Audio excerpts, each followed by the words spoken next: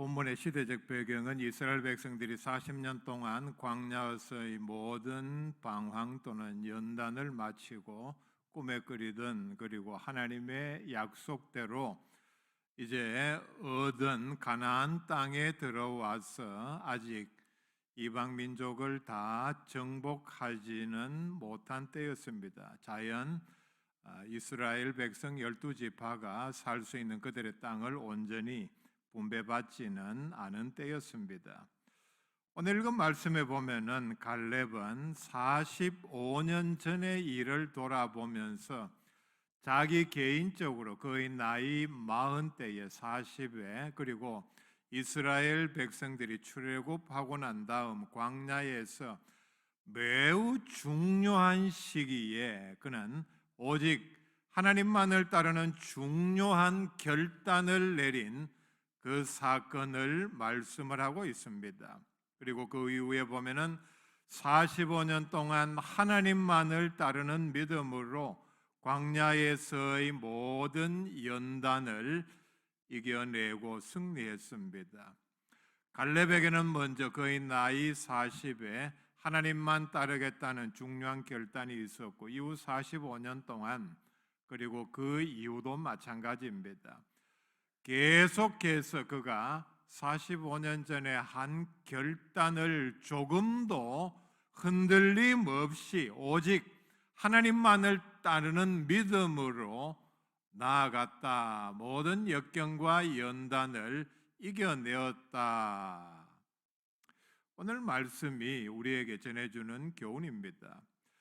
45년 동안 광야의 연단을 견디게 한 그의 믿음의 대원칙은 나는 어떤 일이 있어도 어떤 경우에도 내 앞에 어떤 유혹 또는 위협이 닥친다 할지라도 나는 하나님만 온전히 쫓는다, 따른다는 결단이었습니다.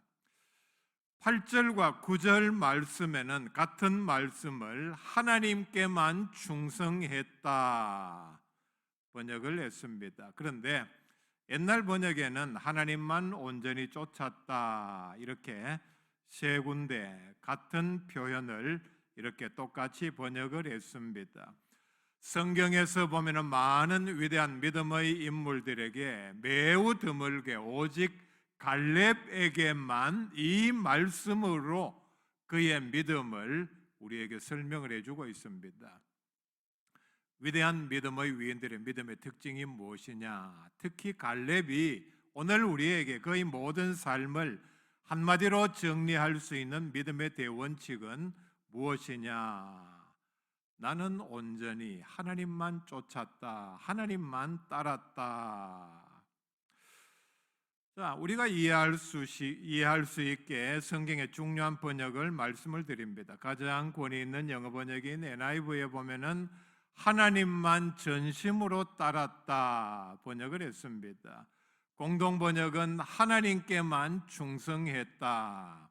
그 외에 우리가 참고할 만한 번역은 하나님께만 충성을 다하여 순종했다. 이 세 가지 번역을 제가 경우에 따라서 문맥에 맞게 말씀을 전하면서 다시 한번 열거를 하겠습니다. 오늘 말씀에 나는 갈렙은 하나님만 온전히 따랐다, 쫓았다 이렇게 세 번 말씀이 나오는데 어떻게 보면은 우리가 갈렙이 다 자기의 믿음을 간증하는 형식으로 이렇게 말한 것으로 보입니다. 그런데 자세히 살펴보면은 8절에 나오는 한 부분만 자신의 간증입니다. 한 번만 자기가 나는 하나님만 온전히 쫓았다 또는 하나님께만 충성했다 말씀을 했고 9절의 말씀은 여호수아가 이 말씀을 기록하면서 모세가 당신의 믿음을 인정했다. 모세가 인정한 부분입니다. 14절 말씀은 과거의 동료였으며 지금은 자기의 지휘가 아닌 그리고 이 말씀을 기록한 여호수아가 인정한 부분입니다. 여호수아가 이렇게 인정을 했습니다. 이는 그가 이스라엘 하나님 여호와를 온전히 쫓았음이라. 오늘 본문에서만도 나는 하나님만 온전히 쫓았다는 말은 갈렙에 의해서는 한 번밖에 기록이 되어 있지 않습니다. 놀라운 사실은 이 말씀은 성경 전체에서는 6번 나옵니다. 3번 더 나오는데 민수기 14장 24절에 이런 말씀입니다. 그러나 내 종 갈렙은 그 마음이 그들과 달라서 나를 온전히 따랐은즉 그가 갔던 땅으로 내가 그를 인도하여 드리리니 그의 자손이 그 땅을 차지하리라. 하나님의 말씀입니다. 하나님께서 모세와 이스라엘 백성 앞에서 갈렙의 믿음은 이러하다. 나를 온전히 따랐은즉 얼마나 놀라운 말씀입니까? 민수기 32장 12절에 갈렙과 여호수아는 여호와를 온전히 따랐느니라. 이 역시 하나님의 칭찬입니다.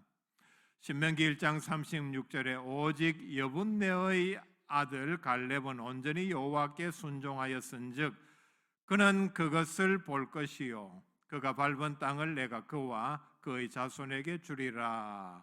모세의 기록을 통해서 이 말씀은 하나님께서 이렇게 말씀하셨다. 뒤에 읽어드린 3번 말씀 모두 다 하나님께서 갈렙의 믿음은 온전히 하나님만 따르는 하나님의 말씀에만 전적으로 순종하는 믿음이었다. 이렇게 하나님의 칭찬을 거듭 말씀을 합니다. 하나님만 온전히 따랐다. 하나님께서 인정하시는 갈렙의 믿음의 핵심입니다. 자, 그렇다면 오늘 우리는 무엇 때문에 하나님을 온전히 따르지 못하는가 먼저 살펴보고 넘어가야 합니다. 첫째는 자신을 따르고 자신에게 충성하기 때문입니다. 오직 자신을 위하여 믿음 생활하기 때문입니다. 우리가 겉으로 보기에는 하나님의 영광을 위하여 살고 하나님을 위하여 믿음 생활을 한다 말을 하고 그렇게 하는 것 같이 보인다 할지라도 내면을 들여다보면 매우 부끄러운 부분이지만 우리가 이 사실을 인정해야 합니다. 결국은 우리는 우리 자신을 섬기기 때문에 우리가 하나님을 제대로 따르지 못합니다. 우리가 충성하는 핵심 대상은 바로 자기 자신입니다. 나를 제일 귀하게 여기고 나를 모든 삶의 최우선순위에 두고 내 모든 관심과 내 모든 노력의 영향을 자기 자신에게 기울이기 때문에 하나님을 온전히 따르지 못합니다. 우리가 기도 응답을 받지 못하는 것은 야고보서 4장에 말씀을 하죠. 자신의 정욕을 채우기 위해서 잘못 구하기 때문이라 분명히 말씀합니다. 기도를 한다면 열심히 하나님께 구한다면 분명히 그는 믿음이 있는 사람이요 하나님을 섬기는 사람입니다. 그리고 하나님께 기도하면 주신다고 믿는 사람입니다. 이런 사람들조차도 구하는 내용이 무엇이냐? 자신의 정욕을 채우기 위한 것을 구합니다. 그렇다면 그 사람이 섬기는 대상은 누구입니까? 하나님입니까? 자신입니까? 물어볼 필요도 없는 내용입니다. 예루살렘이 멸망한 다음에 이스라엘 백성들은 70년 동안 1년에 4번을 절기를 정해놓고 기도하며 하나님 앞에 금식하며 애통했습니다. 애통했다는 말은 자기 나라가 이렇게 망하고 식민지 지배를 받고 많은 사람들이 포로로 끌려간 사실에 죄를 뉘우치며 회개하며 애통했다는 얘기입니다. 그것도 그냥 한 것이 아니라 시기를 정해놓고 1년에 4번 금식하면서 70년 동안 기도한 사람들에게 하나님께서는 스가랴 7장 5절에 그 금식이 나를 위하여 한 것이냐 충격적인 말씀을 하셨습니다. 이 말씀의 뜻이 무엇입니까? 뒤에 나오는 말씀과 연결하면은 너희들이 70년 동안 금식하며 애통하며 기도했다 하지만은 그게 어디 나를 위하여 한 것이냐? 너희를 위하여 한 것이 아니냐? 너희의 어떤 의의를 드러내 보이기 위해서, 너희들이 믿음 생활 잘한다는 것을 자랑하기 위해서 한 것에 불과한 것을 가지고 뭘 또 나에게 찾아와서 이 금식 기도를 계속 해야 할지 말아야 할지 묻느냐. 충격적인 응답을 해 주셨습니다. 먼 옛날에 일어난 일이지만은 오늘날 우리의 믿음 행태와 크게 다르지 않다고 봐야 합니다. 뭐 금식기도 한다, 뭘 한다 하지만은 하나님께서 보실 때에 그 금식기도가 그 무엇이 그게 나를 위하여 한 것이냐, 하나님의 음성을 들을 수 있어야 합니다. 결국은 자신에게 충성하기 때문에 온전하게 하나님을 섬길 수 없습니다. 자신을 섬기기 때문에 믿음 생활 제대로 하지 못한다는 얘기입니다. 예배를 제대로 드리지 못하고 하나님께 드려야 할 것을 제대로 드리지 못하고 그리고 충성을 제대로 할 수 없습니다. 모든 삶의 우선순위가 자기 개인의 어떤 이익 추구하는 것, 여유 그리고 풍족한 삶인데 어떻게 하나님을 섬기고 하나님께 충성할 수 있다는 얘기입니까? 하나님을 섬긴다는 얘기가 뭡니까? 희생해야 하고 때로는 고통을 당해야 하고 때로는 욕을 먹어야 하고 때로는 엄청난 위험을 감수해야 하기 때문입니다. 로마서 16장 18절에 이와 같은 자들은 앞에 나오는 말씀 보면은 교회 안에서 분쟁을 일으키거나 거치게 하는 자들은 교회 아니라고 말씀을 드렸습니다. 교회 안에서 분쟁을 일으키고 쓸데없는 문제로 혼란을 일으키는 사람들은 우리 주 그리스도를 섬기지 아니하고 다만 자기들의 배만 섬기나니, 충격적인 말씀을 합니다. 교회 안에서 뭘 위해서 어떤 주장을 하고 분쟁을 일으키고 많은 사람들을 시험에 들게 하는 이런 사람들은 예수 그리스도를 섬기는 사람들이 아니다. 다만 자기들의 배를 섬기는 사람들이다. 골로새서 3장 5절에 탐심은 곧 우상 숭배라 말씀을 합니다. 그리스도인이라고 하면서 탐욕이 지나치면은 그 사람은 하나님을 섬기는 사람이 아닙니다. 자신을 섬기는 사람입니다. 탐심의 목적이 무엇입니까? 자기의 유익을 위한 것이죠. 자기의 편리, 자기의 어떤 소유를 늘리기 위해서 탐심을 부리고 그걸 행동으로 옮깁니다. 이렇게 탐심에 사로잡힌 사람은 결국은 그 마음의 모든 동기가 자신을 섬기는 것이기 때문에 자신이 바로 우상이 됩니다. 자신이 우상이 되어서 자신을 섬기는 사람이 어떻게 하나님을 온전히 섬길 수 있습니까? 디모데후서 4장 3절에 때가 이르리니 사람이 바른 교훈을 받지 아니하며 귀가 가려워서 자기의 사욕을 따를 스승을 많이 두고, 말세 그리스도인들 교회 안에서 일어날 현상을 이렇게 말씀을 합니다. 하나님의 말씀을 따르는 것이 아니라 자기의 사욕을 따를, 사욕을 채워줄 스승을 많이 둡니다. 어떤 스승입니까? 자기 귀에 듣기 좋은 말을 하는 사람을 따라간다는 얘기입니다. 정말 자신에게 하나님께 충성하라, 자신의 모든 것을 바쳐서 희생하고 봉사하라, 어떤 욕이든 감수하고 충성하라는 말보다는 우선 귀에 듣기 좋은 말을 하는 사람을 자기의 스승으로 두고 그 길을 열고 따라갑니다. 이유가 뭡니까? 자기의 사욕을 따르기 때문입니다.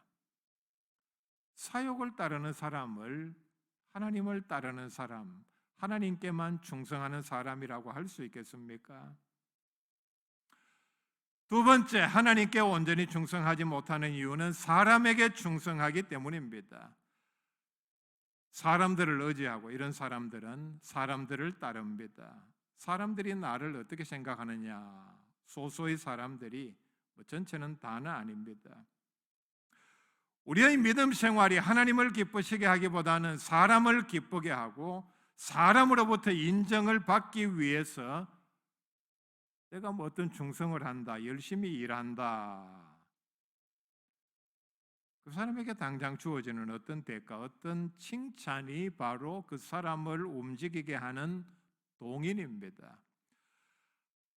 천국에서 은밀한 가운데 보시는 하나님께서 기억하시고 하나님께서 내게 천국에서 갚아주실 것이라는 믿음보다는 지금 당장 내가 어떤 일을 했으니까 교회 안에 사람들이 나를 소수이지만은 어떻게 인정하고 평가하는가, 사람의 평판에 따라서 충성하는 내용, 엄밀하게 말하면 충성이라고 할 수도 없겠죠. 편의상 충성이라고 표현하겠습니다. 충성하는 방향, 내용이 달라집니다. 텔레비전에서 세속적인 뉴스를 전하는 가운데 하나님을 모르는 불신자의 입을 통해서 우리에게 전해진 유명한 말이 있죠. 몇 년 전 국회 청문회장에서 나온 얘기입니다. 나는 사람에게 충성하지 않는다. 참 유명한 말이죠. 우리가 그냥 듣고 넘어갈 얘기가 아닙니다. 그 사람은 그런 말을 할 때에 제가 지금 여기서 말씀을 드리는 하나님께 충성이라는 그런 문맥과는 아무런 관련이 없는 얘기입니다. 여러분, 우리가 뉴스를 통해서 이 말을 들을 때마다 우리는 우리 스스로의 믿음을 점검해 볼 수 있어야 합니다. 나는 사람에게 충성하지 않는다. 과연 우리는 누구에게 충성하는가? 사람에게 충성하는가? 앞에 말씀드린 자기 자신에게 충성하는가? 돌아볼 수 있어야 합니다. 세 번째는 다수를 따라가기 때문에 하나님께 온전히 충성할 수 없습니다. 믿음의 기준이, 그리고 충성은 우리의 믿음에 매우 중요한 영역입니다. 그렇죠? 충성하지 않는데 믿음이 있다 말할 수 없기 때문입니다. 그런데 그 믿음의 기준이, 충성의 기준이 하나님의 말씀이 아니라면은 우리가 어떻게 우리의 믿음을 생각해 볼 수 있어야 합니까? 이런 사람들은 이렇게 생각을 합니다. 이렇게 따라갑니다. 하나님의 말씀보다는 다수는 어떻게 하는가? 다수의 그리스도인들은 어떻게 하는가? 다수의 그리스도인들은 오늘날 이런 현실에서, 특별히 코로나 시국에서 어떻게 예배드리고 어떻게 믿음 생활하는가? 이렇게 믿음 생활하는 데 대해서 사람들은, 이 사회는, 불신자는, 언론은 어떻게 생각하는가?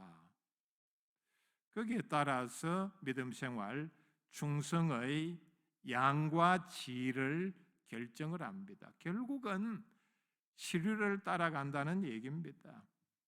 소위 말하는 트렌드, 오늘날 트렌드가, 그리스도인의 믿음과 충성의 트렌드가 무엇이냐? 자, 일제시대 때 다 아는 유명한 얘기입니다. 그리스도인들이 초기에 신사참배를 반대를 하자 결국은 노회 총회에서까지 결의된 내용입니다. 신사참배는 우상숭배가 아니다. 국가의식이다. 그래서 교회별로, 교회 단위로 참여하게 독려를 했습니다. 신사참배가 우상숭배가 아니고 국가의식이라고 하니까 많은 그리스도인들이 자기 발로 신사에 가서 절을 하고 참배를 했습니다. 다수 그리스도인들이 이렇게 하자 거의 대부분의 그리스도인들은 국가의식인 줄 알고 그렇게 했습니다.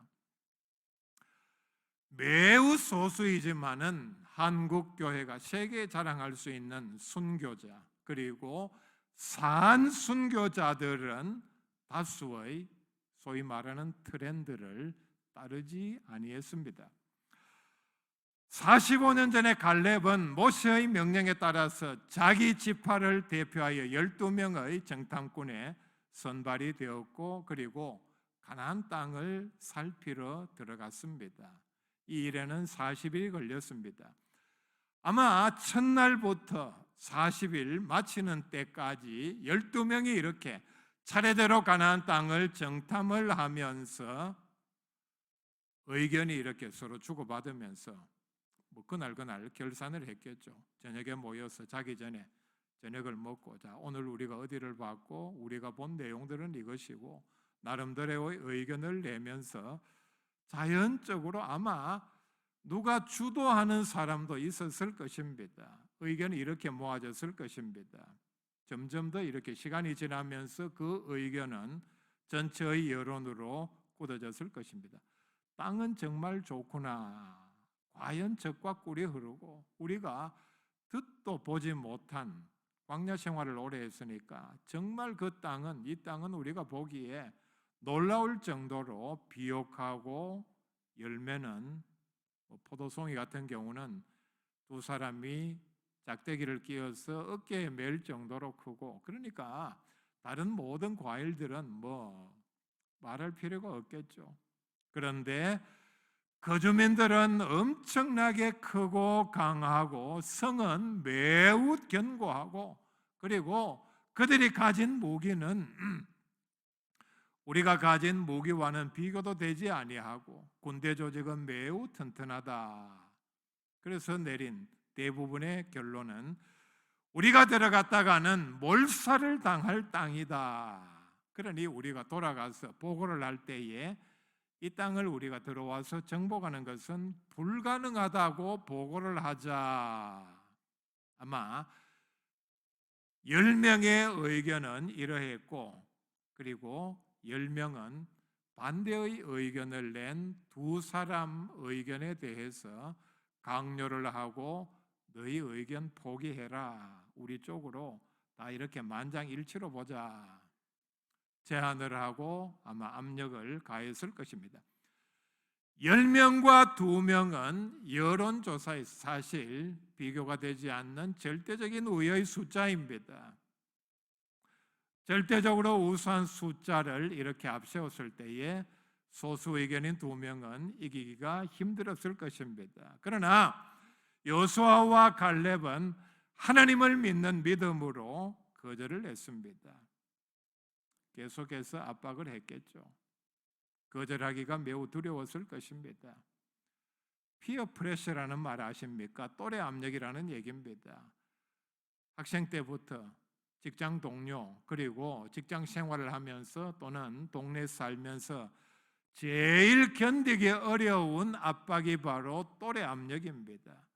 주변 사람들, 이웃 동료 하나같이 한 사람을 지목해서 압력을 가하고 왕따를 시키고, 그게 매우 견디기 어려운 이런 고문과 같은 괴로움입니다. 그런데 여호수아와 갈렙은 이러함에도 다수의 편에 서지를 아니했습니다. 7절에 그가 모세에게 하나님 앞에서 보고한 내용은 성실한 마음으로 보고했다. 마음에 있는 그대로 자기 양심껏, 그리고 자기에게 하나님께서 주신 확신을 따라서 보고를 했습니다. 10명이 강요한다고 해서, 다수의 의견이 그렇다고 해서 그는 자기의 의견을 변경하지 않았습니다. 하나님께서 주신 약속을 믿는 믿음에 근거해서 그는 충실하게 보고를 했습니다. 그는 이렇게 보고를 합니다. 민수기 14장 8절 이하에 하나님께서 우리를 기뻐하시면 우리가 그 땅을 차지할 수 있다. 전제 조건이 뭡니까? 하나님께서 우리를 기뻐하시면 우리의 어떤 능력이나 우리의 어떤 전략으로 정복하는 것이 아니다. 뒤에 나오는 말씀, 하나님께서 우리와 함께 하시면 그들을 정복할 수 있다. 얼마나 놀라운 믿음입니까? 눈으로 보는 거대함, 그들의 적들의 엄청난 무기 숫자, 성이 절대로 문제가 아니라는 얘기입니다. 이렇게 보고를 하자 그 뒤에 나오는 10절 말씀에 온 회중이 그들을 돌로 치려 하는데 그때에 여호와의 영광이 회막에서 이스라엘 모든 자손에게 나타나시니라. 놀라운 말씀을 합니다. 하나님께서 보호해 주셨다는 말씀입니다. 바로 하나님만을 따르기로 한 그의 믿음 때문이었습니다. 바로 그의 믿음을 보고서 민수기 14장 24절에 하나님께서 이렇게 말씀합니다. 그러나 내 종 갈렙은 그 마음이 그들과 달라서 나를 온전히 따랐은즉 그가 같은 땅으로 내가 그를 인도하여 드리리니 그의 자손이 그 땅을 차지하리라. 갈렙은 그의 나이 40에 하나님만 온전히 따르겠다고 결심을 했고 다수의 압력에 위협에 굴하지 않았습니다. 하나님께만 충성한 갈렙에게 하나님께서 두 가지 복을 내려주셨습니다. 첫째는 그의 장래를 인도해 주셨습니다. 바로 앞에 읽어드린 말씀, 하나님께서 그가 갔던 땅으로 내가 그를 인도하여 드리리니 그의 자손이 그 땅을 차지하리라. 하나님께서는 약속하셨고 이 약속을 오늘 말씀 13절에 또 14절에 이 약속이 이행된 것을 그대로 말씀을 합니다. 그래서 하나님께서 인도해 주셨기 때문에 다른 불순종의 모든 사람들은 그가 보는 가운데 광야에서 차례대로 다 죽었지만은 갈렙만은 생존하게 해 주셨습니다. 그가 이렇게 말씀을 하죠. 10절에 이제 보소서 여호와께서 이 말씀을 모세에게 이르신 때로부터 이스라엘이 광야에서 방황한 이 45년 동안을 여호와께서 말씀하신 대로 나를 생존하게 하셨나이다. 하나님께서 그를 45년 이상, 훨씬 이상 생존하게 해 주셨습니다. 그리고 11절 말씀 매우 강건하게 하는 복을 내려주셨습니다. 모세가 나를 보내던 날과 같이 오늘도 내가 여전히 강건하니 내 힘이 그때나 지금이나 같아서 싸움에나 출입에 감당할 수 있으니. 얼마나 강건한 복을 하나님으로부터 받았습니까? 자, 여러분, 건강 장수의 가장 확실한 비결은 물론 우리가 건강 관리도 하고 병원에도 가고 잘 드시고 운동도 하고 중요합니다. 가장 확실한 방법은 바로 하나님을 전심으로 따르는 것입니다. 두 번째, 하나님께서는 그에게 약속의 땅에 들어가서 그 땅을 차지하게 해 주셨습니다.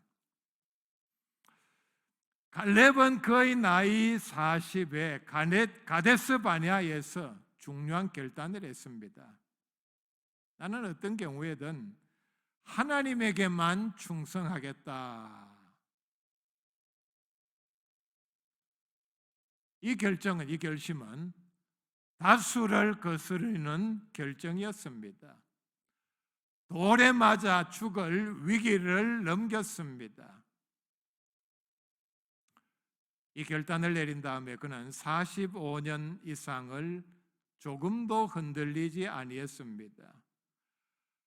광야의 더위, 갈증, 그리고 밤에는 엄청난 추위, 적과의 전쟁 가운데서도 모든 사람들이 차례차례로 죽어가는 중에도 그는 오직 하나님에게만 충성을 다했습니다. 이 말씀을 기록한 여호수아는 24장 14절에서 이렇게 말씀을 합니다. 여호와만 섬기라.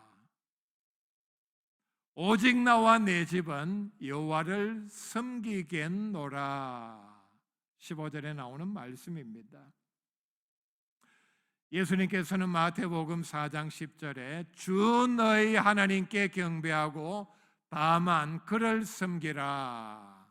하나님만을 섬기라. 사람들이 마지막에 말은 하지 않지만은 이렇게 말을 할 수 있겠죠. 나는 내 한평생 돈을 따랐다. 돈을 따라다녔다. 권력을 추구했다. 명예를 얻기 위해 노력을 했다. 그리고 어떤 사람은 쾌락을 얻기 위해서 내 모든 것을 다 쏟아부었다.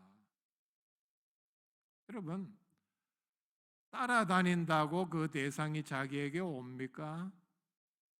절대로 그렇지 않습니다. 어떤 대상은 돈이든 명예든 권력이든 쾌락이든 따라갈수록 더 멀리 도망가는 대상도 있습니다. 얻었다 한들 이제 하나님 앞에 서서 심판을 받아야 하는데 그것으로 하나님의 영광을 위해서 쓰지 않았다면은 그 무슨 의미가 있겠습니까? 나는 하나님에게만 충성했다. 이 말은 사람이 할 수 있는 가장 큰 자랑입니다. 하나님을 가장 기쁘시게 하는 삶입니다. 갈렙의 이 귀한 고백, 아니 어쩌면은 하나님께서 보시는 갈렙을 향한 칭찬입니다. 우리를 향한 이 삶을 본받아라.